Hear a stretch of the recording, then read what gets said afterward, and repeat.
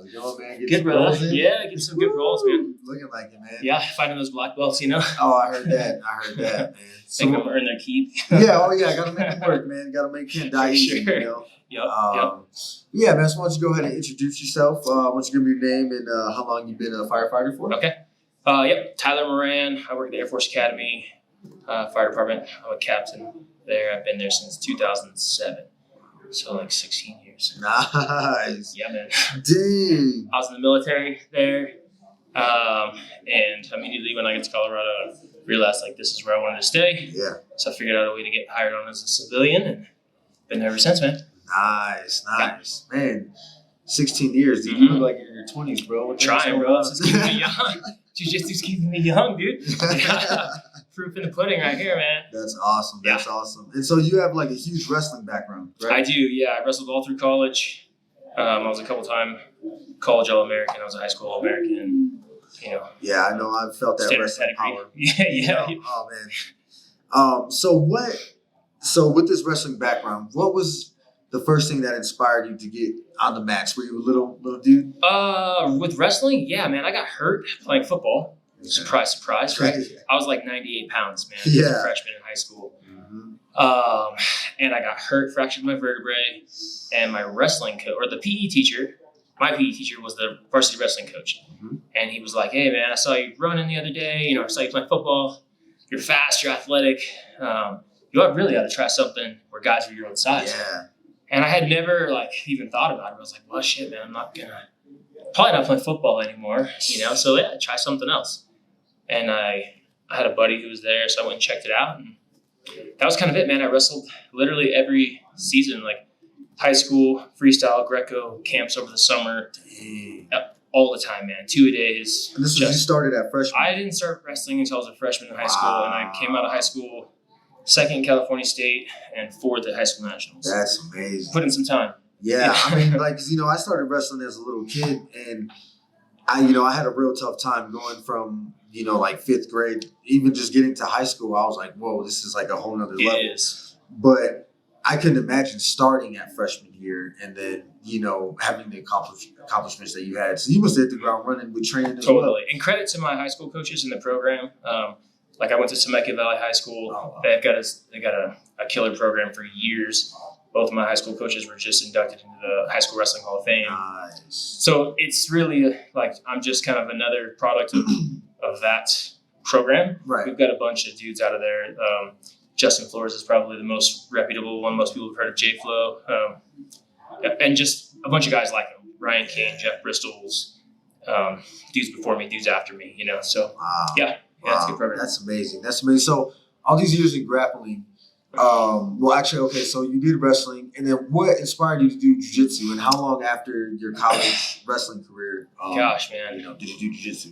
I mean, I think you met me when I started jiu-jitsu. Yeah.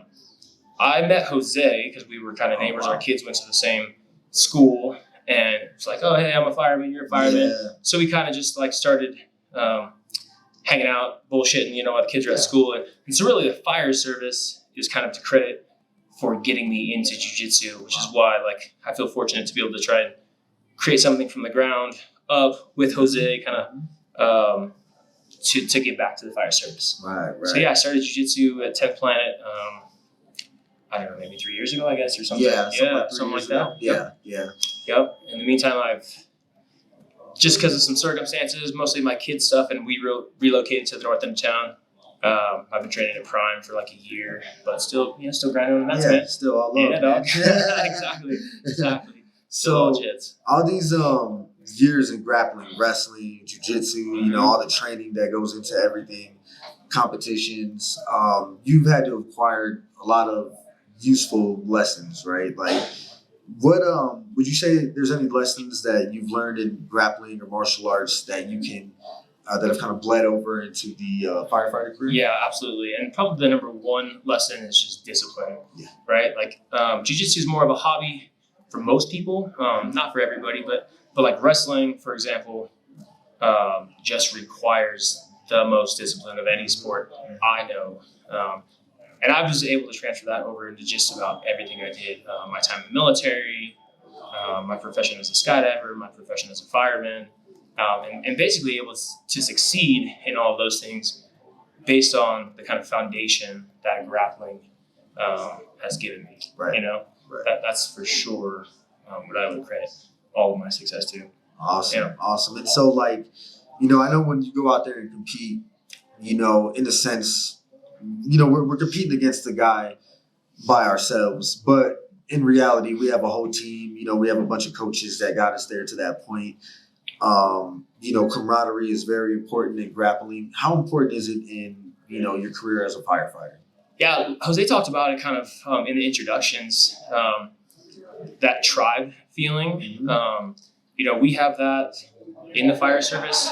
There's a little bit of degradation of that through kind of COVID and maybe some societal norms that have changed. But jiu-jitsu still kind of has that, right? It's still it's not really influenced by societal norms as much, right? We kind of accept everybody. It doesn't really matter what your background is necessarily, what your career is. When you come in the room, all that shit goes by the wayside and you're just here to roll.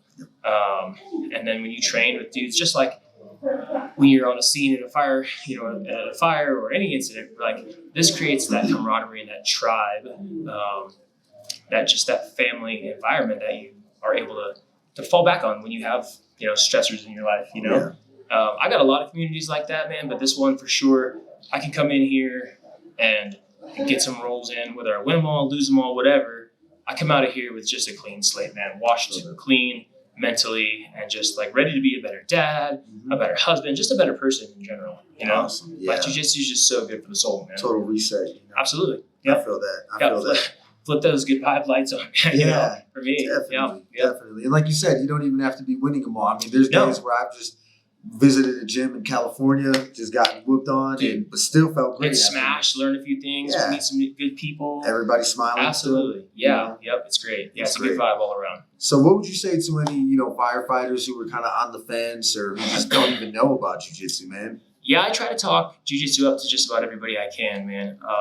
A lot of people I think are just afraid of coming in and kind of starting something fresh from the bottom and being like a white belt or being not good at something, right? I mean, because they were all that way at some point when they were probational firefighters. Right.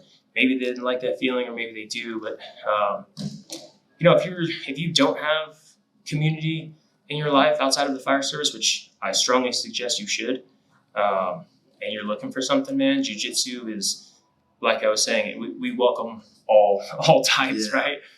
You don't have to be in great shape. You don't have to be a killer athlete. There's jiu-jitsu styles for every type of person out there, right? I mean, my wrestling game, your guard game, those are two separate styles, man. And when they go out, they clash. It doesn't matter who's the stronger one, right? Or who's bigger or whatever. There's an equalizer for all that stuff. So I guess my point is, I would suggest it, man. If you're looking for something, even if you're not, man, come check it out.